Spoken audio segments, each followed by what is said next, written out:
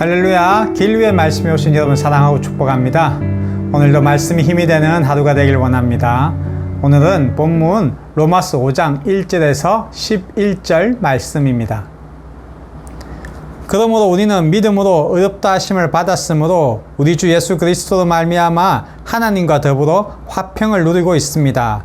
우리는 또한 그리스도로 말미암아 지금 서 있는 이 은혜의 자리에 믿음으로 나오게 되었으며 하나님의 영광에 이르게 될 소망을 품고 자랑을 합니다.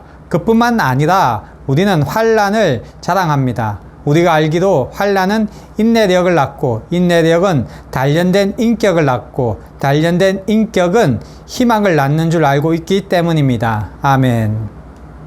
여러분 살다가 어려운 일이 닥쳐오면 왜 나에게 이런 일이 생기나 라는 생각이 들죠. 저도 살면서 이런 고난의 시간을 경험할 때는 정말 이유가 알 수 없어 낙심할 때가 있거든요. 그런데 오늘 성경은 말하죠. 이 고난이 바로 축복이다 라고 말하고 있습니다. 여러분, 고난이 축복이라는 게 믿어지십니까?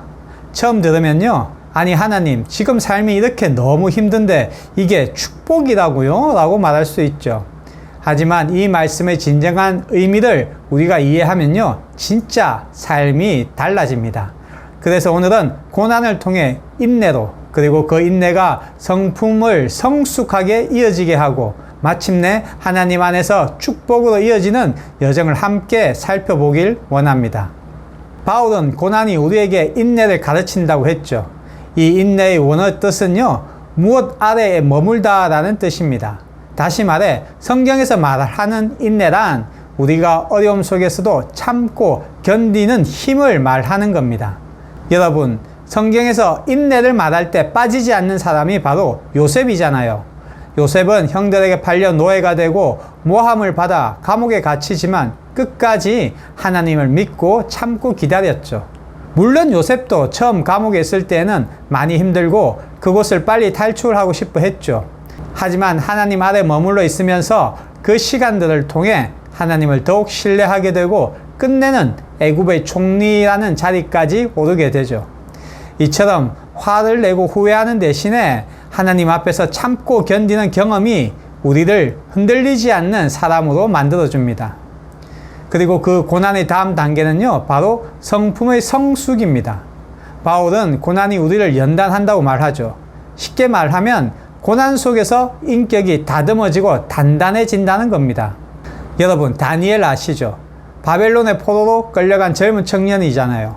처음에는 전쟁 포로로 그리고 우상이 넘치는 힘든 환경 속에서 음식도 맞지 않고 감독관들도 마음에 안 들고 완전히 고난 그 자체의 시작이었죠.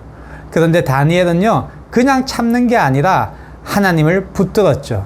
매일 정해진 시간에 기도하고 부당한 규칙 속에서도 하나님을 우선시했죠. 사람들은 아니 왜 이렇게 고집을 부리지 생각했겠지만 다니엘은 흔들리지 않았죠. 결국 하나님은 다니엘을 통해 놀라운 결과를 보여주셨죠.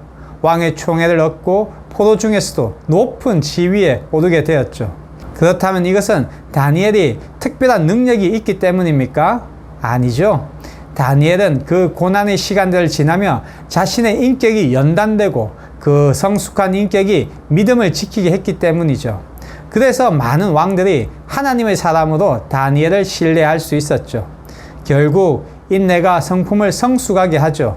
인내를 배우지 않으면요, 성품이 단련되지 않고 성품이 단련되지 않으면 하나님 안에서 축복을 누리기 어렵습니다.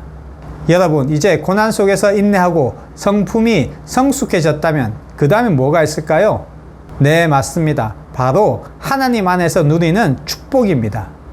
바울은 우리에게 이렇게 말하죠. 환난을 자랑하라.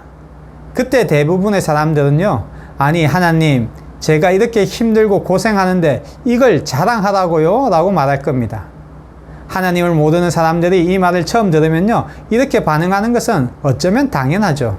그러나 하나님을 아는 사람들은요, 이 말 안에 얼마나 큰 축복이 들어있는지 잘 알죠. 이 말에 숨겨진 축복의 비밀은요, 바로 믿음을 가진 사람에게 나타나는 축복 속에서 볼 수 있습니다.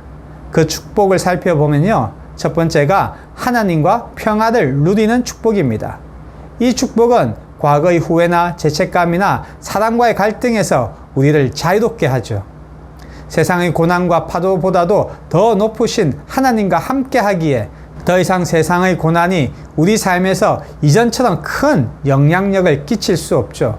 왜냐하면 하나님이 늘 우리에게 피할 길을 주시고 그 고난을 잠잠케 하시기 때문이죠. 두 번째는요, 하나님의 은혜를 경험하며 살아가는 겁니다. 이제 우리는 하루하루 우리의 노력으로 먹고 사는 게 아니라 하나님에게 오늘 필요한 힘과 지혜를 공급받으며 살아가게 되죠. 이처럼 믿음으로 얻는 유익은요, 단순히 고통에서 벗어나는 것이 아니라 내 안에 평화와 은혜와 소망 그리고 기쁨이 흘러넘치는 삶입니다.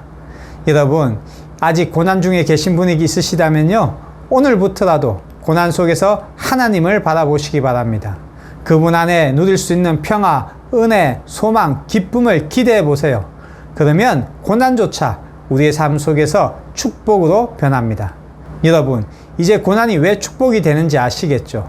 고난 속에서는요, 보이지 않지만 하나님은 우리에게 더 많은 축복을 주시고 계시죠. 그러니 고난 중에도 인내하며 하나님을 의지해 보세요. 당장 결과가 눈앞에 보이진 않지만 믿음으로 끝까지 지키면요, 어느 순간 나의 인격이 성숙된 것을 알게 되고 하나님의 축복이 내 삶에 임하게 된 것을 보시게 될 겁니다. 물론 그 과정과 시간을 직접 겪게 되면 쉽지는 않죠. 그렇지만 이 과정과 시간들이 고난을 축복으로 바꾸는 통로라는 것을 아시고 하나님께 감사하며 소망을 붙잡으시기 바랍니다. 여러분, 오늘도 고난과 마주했다면요, 하나님, 오늘 나에게 이 고난을 통해 축복 주시길 원합니다 라고 마음속으로 한번 외쳐보세요. 그러면 여러분의 삶은 단순히 버티는 삶이 아니라 고난 속에서도 축복을 누리는 삶이 되실 겁니다. 여러분 기억하세요. 하나님은 우리가 겪고 있는 이 고난 속에서도 일하시고 우리에게 성숙과 축복의 길을 열어주시는 분이십니다. 사랑하는 길류의 가족 여러분, 고난은 끝이 아닙니다. 고난은 하나님이 주신 성숙과 축복의 통로입니다. 이제부터 어려움 속에서도 하나님을 바라보고 고난 끝에 있을 감사와 소망 속에 살아가는 길류의 가족 모두가 되시길 축복합니다. 오늘도 힘내세요. 사랑하고 축복합니다.